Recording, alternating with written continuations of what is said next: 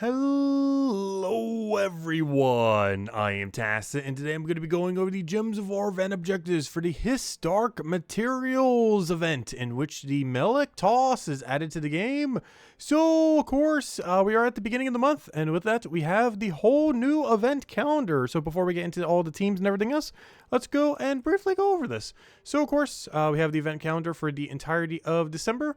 Most notable things to take account of is, of course, as per usual, this Friday we'll be getting a new Mythic, as we do the first Friday of every single month, on exactly Christmas Day, because it's falling on a Wednesday this year around. We are getting ourselves the Christmas pets, so do make sure to go and grab that during that day. One other thing to note as far as dates is the end of the current PvP season.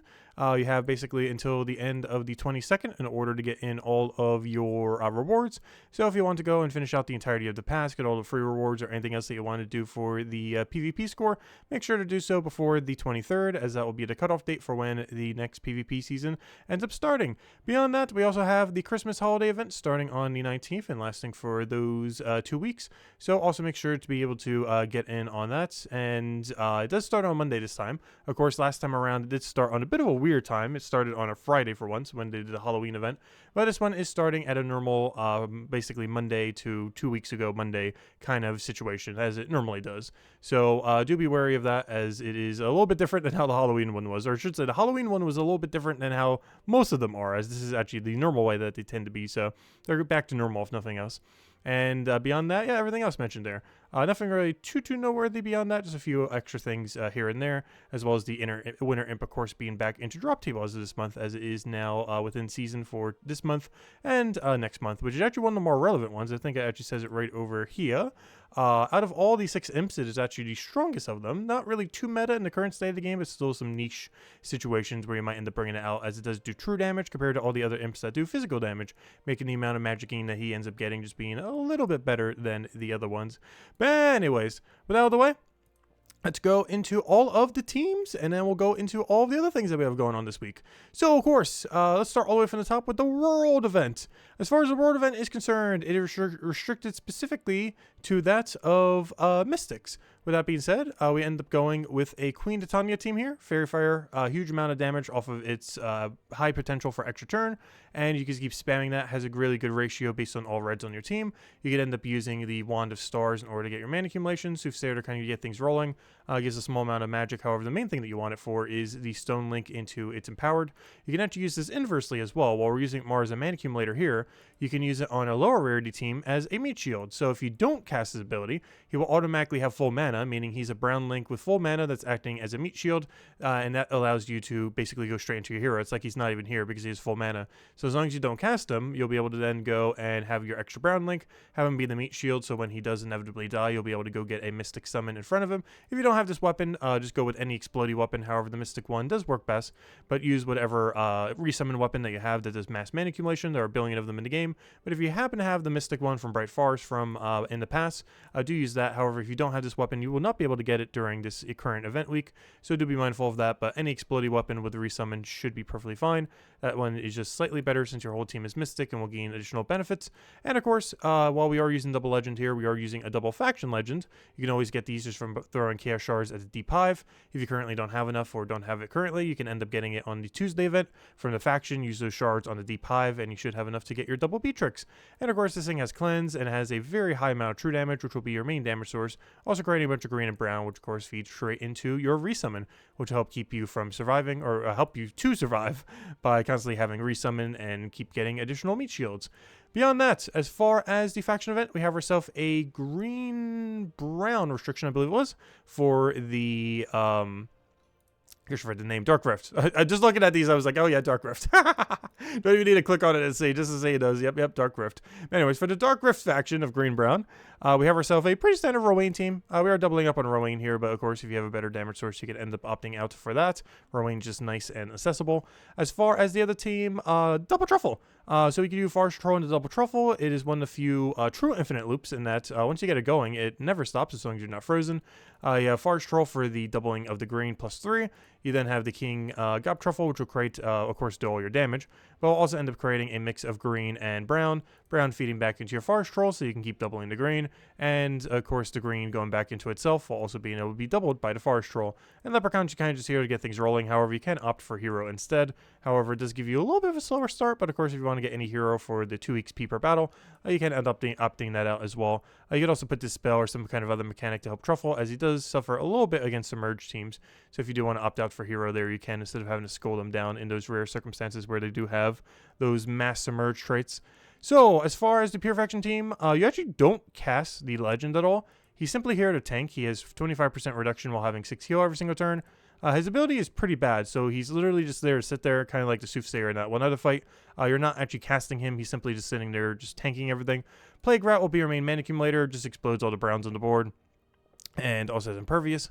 And beyond that, you just spam Hex Rat until you win. It deals damage to an enemy and all enemies below, so you're generally almost always casting this on the first slot in order to go hit the entire enemy team. It also ends up dealing double damage if the enemy is marked, and also ends up cursing that enemy.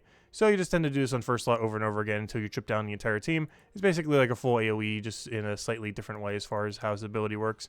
As far as the Assassin class event, this is specifically Nagas from the Mist of Scales Kingdom. For this, we're going triple Mist of Scales into triple Merilith into a Dawnbringer. And you can also do this into simply any red weapon. We just happen to be doing it into a Dawnbringer here, as Dawnbringer is a lot of damage. However, if you just have Summer's Fury just from red level up, so you can also do it that way. But if you do have Dawnbringer, definitely go down the Dawnbringer route. As far as Underspire is concerned, it should be pretty free this week if you have multiple Takshakas. Even just one Takshaka and building around that should be fine. However, if you have 2 or more, it should be pretty easy to end up doing. We're just using a mana accumulation weapon here and then just going all in on Takshaka. And of course, it's very high amount of true damage, very high extra turn rate, very high amount of mana accumulation, should be fine. And on top of that, it's also creating 3 wild cards at the start of every single turn, and even has some score reduction if your hero ends up ultimately dying at some point. As far as the lower rarity team, it's a little bit less on damage. I did end up using a legend here. However, this legend is in the event queue drop table this week, so it is quite a bit more accessible to get. You can simply throw 4 event keys and have a decent chance of getting it. Ends up creating a bunch of green and blue gems, which feed back not only into itself, but also into your hero, which has resummon if you're using this weapon, as well as a bunch of explodes. And unlike the other weapon, this one is available in Soulforge. So in the low rarity team, you would be able to go and get this in Soulforge this week if you happen to not have it, and you'll be good to go. And Box Raiders is here for a bunch of mana accumulation while also being really tanky. It does entangle every single skull. It also has 33% score reduction, and it's a common, so it's easy to have laying around. And Merilith's also here for mana accumulation, but also has some chip damage and just a little bit better than the Box Rider. However, the Box Rider, you always want to have at least one of there just to tank for you, and its low rarity makes it decently accessible. And then the only other thing we have going on this week is, as far as teams, is of course the good old faction event. Or sorry, the good old, what's it called? Bounty Hunter event. So as far as Bounty Hunter, we do have a new Bounty Hunter troop. That's not it. A new Bounty Hunter troop coming in this Friday. This one is pretty bad, unfortunately. So he's just going to stand on the back of your team while you just have a front line of 3. As far as this guy, he just drains some mana from an enemy, boosted by disease enemies, and then inflicts them with a disease. For the most part, you're basically never using this beyond this week. You're just going to have to use it this week, but due to its extra multiplier. So if you're going for the 24 times bonus or a 30 times bonus, regardless, you're going to want to have this guy onto your team in order to get his 12 times that he's going to supply for it. As given that he's the bounty captain, he will get double the amount of score that he has there for up to 12 times for one. Keep in mind, you cannot use multiple of him to get even more. You can only end up using a maximum of 1, but you definitely want to be using at least 1 due to the double bonus that he'll have during the event. Since we're talking about things coming out this Friday, we might as well mention the other thing here, which is the Mythic.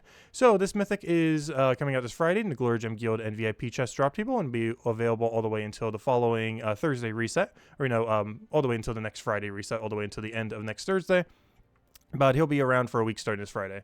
As far as what he does, he's pretty bad, unfortunately. He deals a bunch of damage. Actually, isn't he from the same kingdom? He is.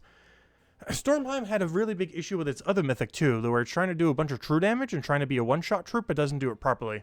This troop is the exact same. They did it again for some reason in the exact same kingdom. I thought, what's it called? I thought Groshnak was getting like all the bad ones, but gosh, this one is starting to get a concentration of bad ones too.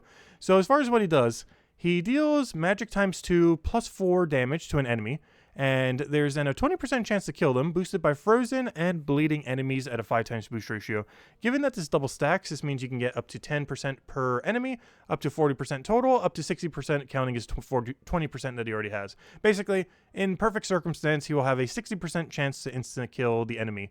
This is really, really bad for 24 mana cost while having no follow-up whatsoever. There are already so many troops in the game that can end up doing this between Zolgoth, Iron Gut, Catherix. There's just so many options already that having something that is not only not guaranteed, but also has no follow-up whatsoever, regardless if it gets a kill or not. At least there's some things where it's like, it's not like guaranteed, but at least when they get a kill, they create like some skulls or something else. Like at least in those circumstances, like, okay, you need the kill, but when you get the kill, you actually get your like extra turn rate. This thing doesn't do it either. It doesn't get anything for getting a kill at all. So this thing is really, really, really bad compared to any other insta-kill mythic in the entire game. I'm not sure if it's the worst insta-kill mythic in the game, but he's pretty far down there as far as usability. And as far as his base damage, if he doesn't get that insta-kill, his base damage is not that good. Compared to something like Takshaka, he barely even does any damage at all while having no follow-up or anything else like that. He does have an okay final trait, but there's already enough ways to freeze that you're not really going to be using him for this purpose. He ends up freezing and bleeding every single time you end up taking a extra turn there. Or sorry, whenever you match for 4 more gems, so that's extra turn. So, yeah, I thought that might have been the other cast or the other mechanic, but no, that's kind of weird. I just realized they only use that one extra turn mechanic on that one hourglass troop. They still have not brought that back for like any other mythic. I would love to see it. This is just a standard board related extra turn. But anyways, long story short, this thing is useless. You can still get him if you want. However, other than bolstering up your Stormheim in order to get to a certain star level, you don't really need to have this thing. There are so many better insta-kill troops out there, and if you're looking for one, this is definitely not it. So yeah, overall verdict, not worth it, but we'll still mess around with him, see what we can do. Nothing else under Stormheim restrictions. He might end up coming into play. Stormheim is definitely not known for having a very high amount of good damage sources. Actually, let me double check. What is the total capacity of Stormheim right now? Maybe he actually is worth it just because of what's in Stormheim currently.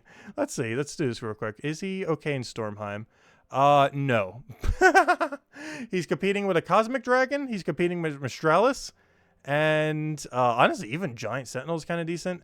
Honestly, even Yarrow and Hindla, you'd almost be better off with. You have a Mass Skull Crater if you have a bunch of blues on your team.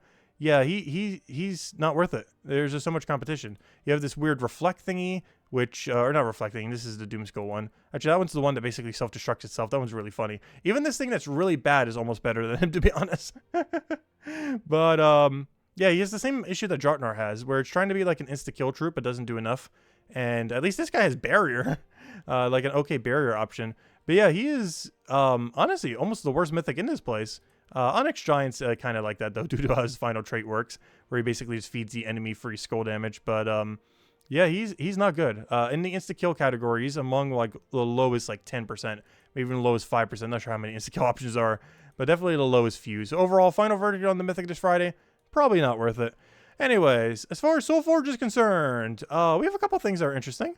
For one, if you're on PC Mobile, we do have yet another Celestial Dragon. So if you've still been needing to get your last piece of Stellarix, this might be the final step that you need to end up doing so. One thing to probably mention while we're down here too is if you haven't crafted your Dragon Lord Luther but have done all of the weeklies so far, definitely make sure to do so. He is very cheap at only 1,000 each, so you can end up crafting pretty much however many you want. Get a team of 4 of them. Fortunately, the troop itself, pretty underwhelming. However, he might find his way into some broken spire restrictions, or if you're earlier on in the game, he's probably half accessible compared to the average mythic, so you can kind of get him pretty early if you can get lucky on these tarot cards. If you happen to have missed any of these tarot cards from any of the events over the course of the 10-year anniversary last month, keep in mind that these should be in drop table by around February, so we'll mention it in a Monday video whenever they do rotate around. However, I would assume by about February or so, they should be in drop table, though it might be a little bit later than that, or even earlier than that. But we'll mention it whenever they do rotate around, so these will be still available in the future. So if you did end up missing one on one of the weeks, don't worry, you will be able to get it at some point down the line. As far as the other things that are in Soulforge right now, Archdiva's not bad. Archdiva ends up giving an ally a bunch of attack, life, armor, and most importantly, all of their mana. It is really good for 2 things. Skull spam troops that have a really high mana cost, particularly Lord of Slaughter, Zolgoth, stuff like that. Any kind of troop that has a very high mana cost for a skull-related ability tends to go very good with this, as well as just any troop in general that has a very high mana cost, particularly the 30+ range, as he is a 20 mana cost troop. Beyond that, he does have a Barrier Bless, so even though he's a one cast only, he is pretty good even after the fact, as Barrier Bless is a pretty nice combination to have to keep you safe. Bless keeping you safe from status effects, and Barrier keeping you safe from one instance of damage. Beyond that, there's one other thing that might be considered, which is a Guard's Avatar. I sometimes show this in weekly videos. He's a bit of a high rarity option, but he's basically the alternative to Rowan. He covers basically every other color that isn't Rowan, so in any situation where you can't run Rowan for a Underworld event, you can just end up running this. So whenever there's a Tuesday faction event where you can't end up using Rowan, he's good for that. Whenever there's just a one in general that you want to go run, he's good for that. He's really good for killing out that low level range, particularly like the 20 to 100 range or so, as he has a pretty similar ability, though he does scale a little bit better over time, also having a final trait that ends up scaling him as well, also having a decent effect against daemons, but or undead, but more particularly daemons, being able to 4x silence them if you're up against a daemon team. Overall, a pretty niche utility troop, but definitely still comes into play. Beyond that, weapons are pretty skippable this week, unless there's something that you need for a given event, or want to go get one of the ones that were mentioned on the teams, like the shield for the resummon, or this book for the mass mana accumulation, or something similar. Beyond those, there isn't really too much that's really over the top as far as options. It's mostly just utility items if you want to end up using it this week, or to reach a certain star level for your Mist of Skills. Beyond that, other things that we have going on this week include the Tuesday faction event for Dark Pits, the Wednesday pet for, I forget which one that even is, but it's some kind of Naga thing, so I assume that's Naga bonus. That's definitely not Mr. Scales bonus. Thursday is the Assassin class event. Assassin is pretty interesting. It is a very luck-based hero class. Basically everything about it is really luck-based. It has insta-kill on Skull, that's percent-based. It has a dodge rate that's luck-based, and overall it's basically the RNG class. You very, very rarely ever use it because there's better Skull-related just troops in general in the game. You're generally going to get a lot more value from something like 3x Skull damage off of like Web Spinner or something similar than you are from the 10% insta-kill that you're going to have on Assassin. But it's a really fun thing to mess around with, so if you ever want to end up using it, it's kind of fun to mess around with. But beyond that, due to its high inconsistency, it's normally not worth using. Maybe when Guild Wars rotates around, it'll be used on some defend teams here and there, because normally you just need that amount of RNG to occasionally win, as having an average team will generally never win. But if you have one that has like super RNG where it will occasionally get some advantage, then occasionally it'll also win. So in situations where the meta is like very, very strong, he's kind of good in the sense that occasionally he'll get super lucky and just auto win. But beyond that, yeah, it's generally not worth using. It's extremely inconsistent, and with how power creep has kind of hit the game over the years, you generally want consistency over an RNG-based damage source. So generally not really used much in the current state of the game, but when Guild War returns and other similar mechanics, he is still really good when he gets lucky, but only when he gets lucky. As far as the Friday event, we already mentioned it, the Bounty Hunter, of course, getting a new Bounty Hunter troop, as well as a new Mythic on that Friday.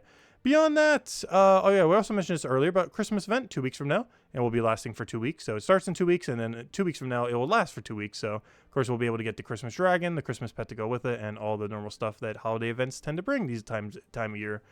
Beyond that, where are we now? Dailies, same thing as always. Nothing special here other than the fact that, of course, the dailies for, or I should say weeklies, for the 10-year anniversary event have, of course, concluded, as we just had the last one last week. But, of course, we mentioned that you'll be able to go get them probably by about February of next year or so by then with your Vault keys. So save the Vault keys that you got from last Vault event weekend or any of the future Vault event weekends. Also, I'm not sure if I mentioned it earlier. However, the next Vault event weekend, for any of you that are curious, of course, we just had one. But the next one is the weekend after Christmas. So if you have some time off during that time, or around right before New Year's, yeah, we have the next Vault event right around there on what it is days. On the 27th, 28th, and 29th is the next Vault event then. So mark your calendars if you want to go and grind for that, because you might need that for if you missed any of the 10-year anniversary stuff, or just want to grind them in general. So do be mindful of that if you do want to go and grind it. Beyond that, what's the next thing? What do we still have? World event. So as far as the world event is concerned, it is, we do have magic damage, so anything with spell damage, pretty good this week. It is a mystic restriction, as we mentioned earlier, which means Queen Beatrix is pretty cheap to do, and Queen Titania is like 1.5 billion damage, especially with Fairy Fire. And keep in mind, Fairy Fire does still get amplified, so it does 50% extra spell damage, but you're also still getting the spell amplification from the metal on top of that, so you can get a lot of extra spell damage overall, which is one of the reasons why if you do have Queen Titania, it ends up working out pretty well. Of course, Beatrix and other similar things, or even Mythic related damage sources, though. I believe the Mythic category was a little bit on the weaker side. Let me double check. What was there for Mythics? But I did not use Mythics on either of them. Yeah, most of the Mythics, not the greatest here. Not the worst either. But none like the super good ones. I guess we have some mana accumulation. Like as far as damage sources, Mystics don't seem to have anything too over the top. Has a lot of fun gimmicky troops. Actually, a lot of fun gimmicky troops. But as far as like consistent damage, not much. As far as categories within that range, so it's better just to have extra turn Beatrix, extra turn Queen Titania. I think that's the biggest issue with a lot of these is while some of them do have a bit of extra turn potential, a lot of them don't have really high extra turn potential compared to Legend Mystics, especially when you compare it to something like Beatrix that only has a 40% chance to get extra turn, but also has mana accumulation that can also extra turn. So two different ways to end up landing its extra turn, whereas Queen Titania does it consistently if there's 13 plus red on the board, which you can end up cycling with mana accumulation, red storm, some other things like that. Beyond that, oh yeah, also as far as scoring, scoring is the following, right over here. So basically, don't take Hellspawn. That's all you need to know. Just don't take Hellspawn. That's pretty much the only thing. The Melek is worth the most. However, as long as you're not taking Hellspawn, you should just be spamming one location by the end of it, as it's one of those where it's just random every single time. So you're eventually just going to have all Hellspawns with one location that isn't Hellspawn, and you just keep clicking that one location over and over and over and over again until you have completed out the event. So yeah, just don't do Hellspawn. That's the only really info you need with that scoring there, and you should be good to go. Beyond that, what else? Event key drop table. So as far as the event key drop table, we are of course at a Mist of Skills event week. With that being said, the most noteworthy thing in the drop table is Takshaka. Actually, how many Takshakas do I have right now? Is it 4? Because I was gonna say, I'm gonna open some event keys right now if it's not 4. Honestly, I still feel like opening some event keys right now. I'm not sure why. Let's go open 200. I'm feeling like we're gonna get a Takshaka for some reason. Nope, we did not. Oh, Venaxia's though. Venaxia's still pretty good. But yeah, if you're opening event keys this week, you're looking for a couple things. Probably Venaxia if you're in the lower range. If you don't have a single or Marilith yet, probably a good idea to go pick up one for just a bit of mana accumulation. Beyond that, Box Strider's really good, though you probably have them already laying around due to how low rarity is all the way at common, so pretty easy to obtain. But of course, if you are going and opening up those event keys, there's probably one specific thing you're opening those event keys for this week, and that is, if I go over there, let's see, where's Mist of Skills, base rarity, show all. If you're opening event keys this week, you are literally looking for only one thing and one thing only. Keep in mind, it's like a 1 in 4,000 chance or so. However, Takshaka, it deals a ton of true damage to an enemy and another enemy if that wasn't already enough, and then creates a mix of blue and green at a decent number, while also mana accumulating at the beginning of every single turn. If that wasn't enough, it also has some score reduction. It is an insanely good troop, particularly in PvP, however, in pretty much any game mode, but particularly in PvP, as it is basically a solo troop that's also a utility troop.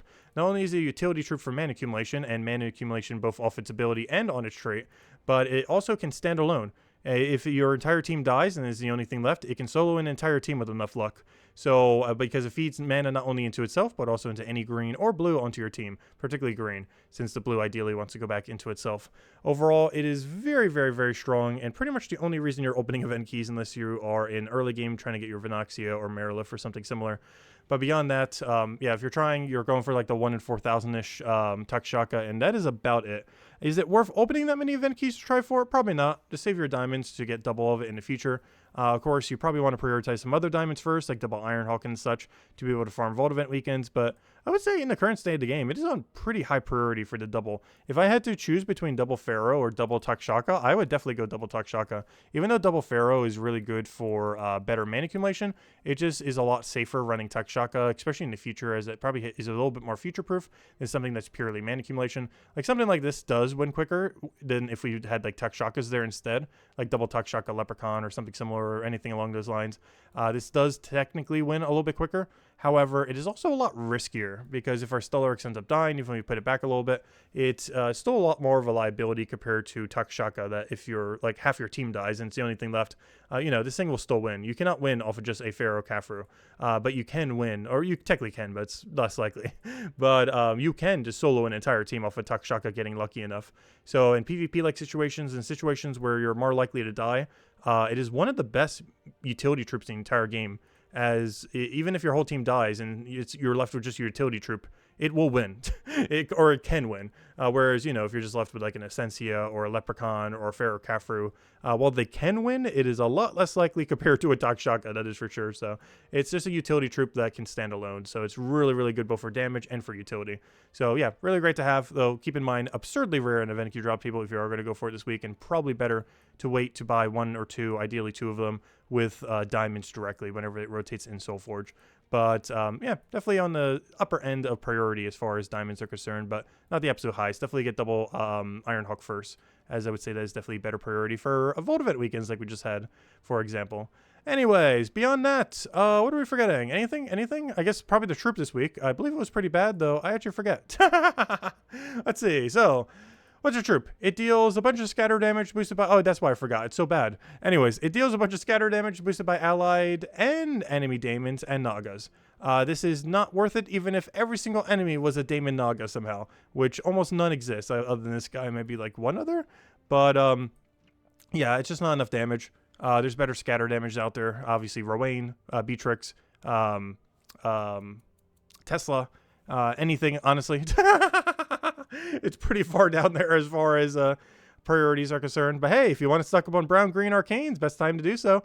They're only 200 glory each if you want to go and get a bunch of them. So if you need them to go upgrade any of your troops, brown, green arcanes, really cheap right now. So definitely worth considering if you're earlier on in the games and still need your trait stones. Anyways, guys, I believe that will wrap it up for now. But yeah, I will also, if you guys want to go reference it, the full calendar will be linked in the description. So if you guys do want to go and check it out, yeah, feel free to do so if you haven't already seen it. It has all the upcoming events and everything. Of course, we'll go over them every single week as we normally do in the Monday video. And of course, tonight here on the channel, 8 p.m. Eastern Standard Time, I'll also be streaming, going over it a little bit further. But yeah, this is a whole event week or the event month as far as the holidays are concerned. I hope you all have a wonderful, wonderful holiday, and I will catch you guys soon. Goodbye, everyone, and have a wonderful week. Thanks for watching.